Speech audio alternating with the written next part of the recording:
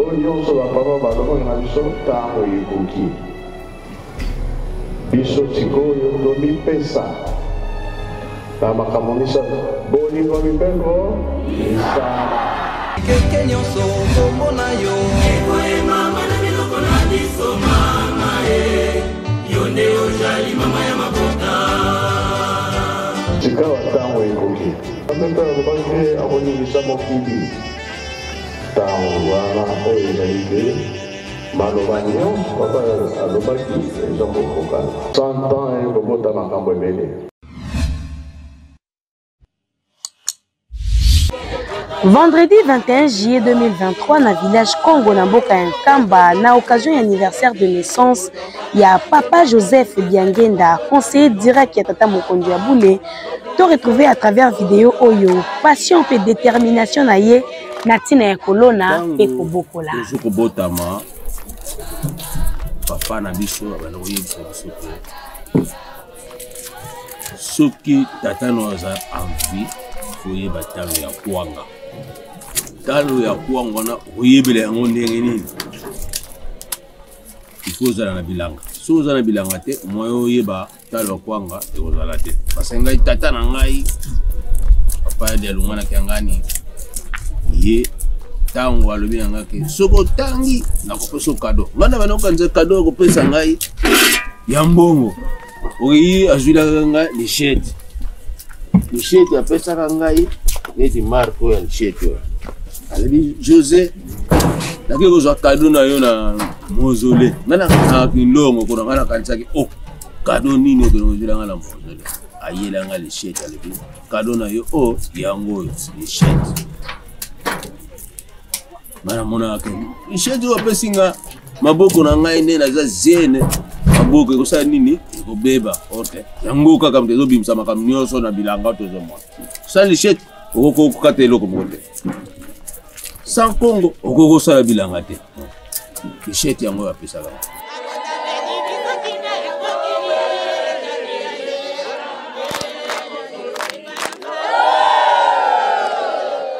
bilanga pananga nazwaka bilanga comme musala ya munene oyo bazotinda biso tolona tobokola sans bilanga moyen ko vivre bien ekozala te parce que na kati ya bilanga manioko soki ntango nango ekoki foko olongola yango soki olongoli yango te na kati kuna ebebi ebandi kopola ntango ekopola ezwi perte yango wana tomemi lelo bana bajiteki na biso bana ndako tosala mosala yango nzambe alobi na biso papa de alongwanaki yangani te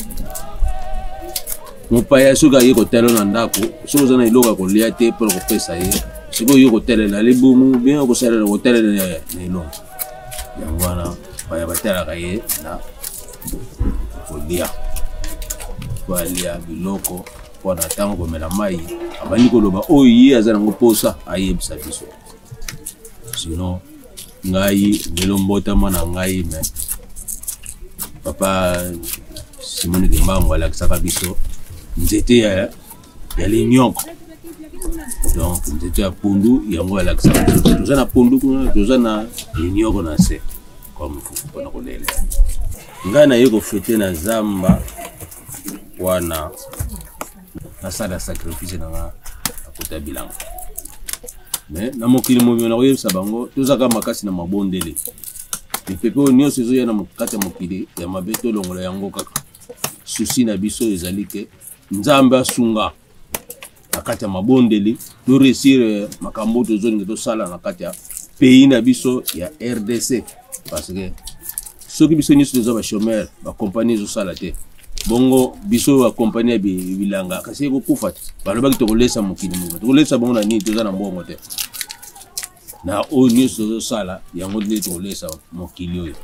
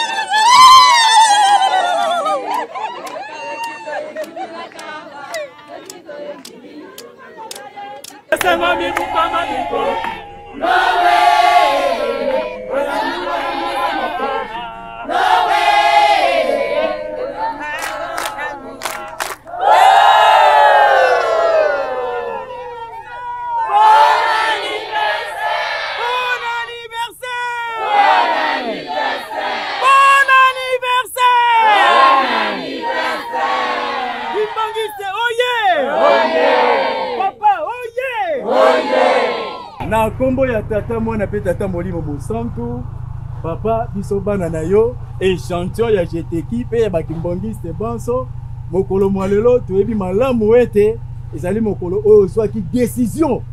mpona kokita na mokili oyo mpona kobikisa biso bato bayindo pe moto en général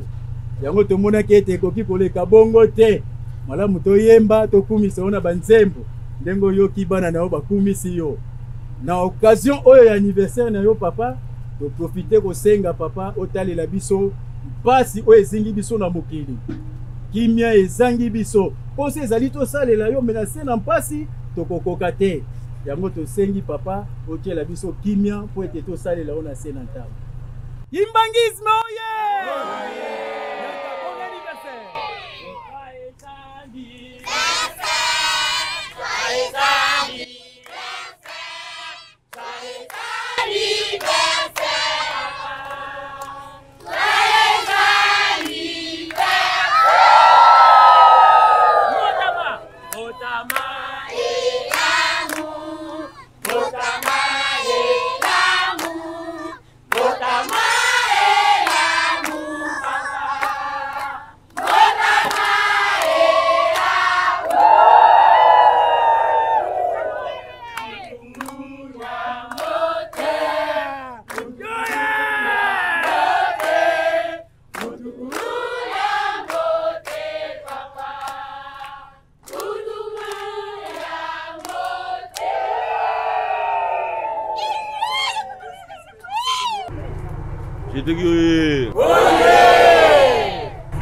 Na komo ya tata mwana tata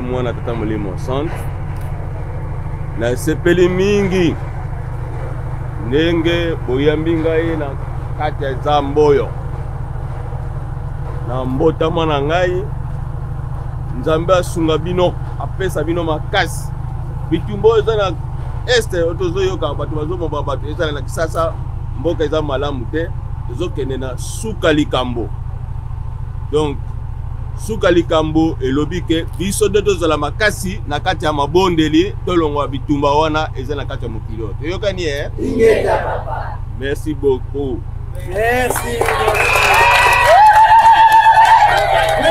Jeteki oye!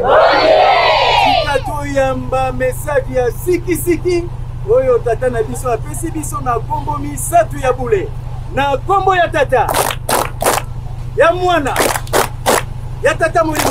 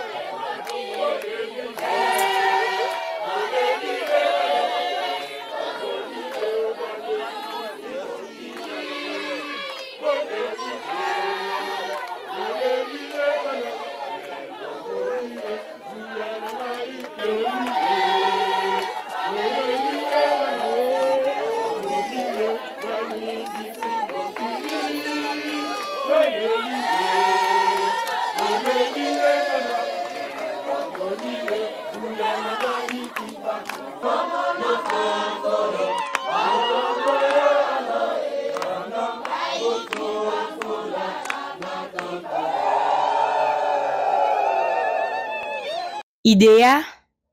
Initiative pour le développement de l'élevage et de l'agriculture.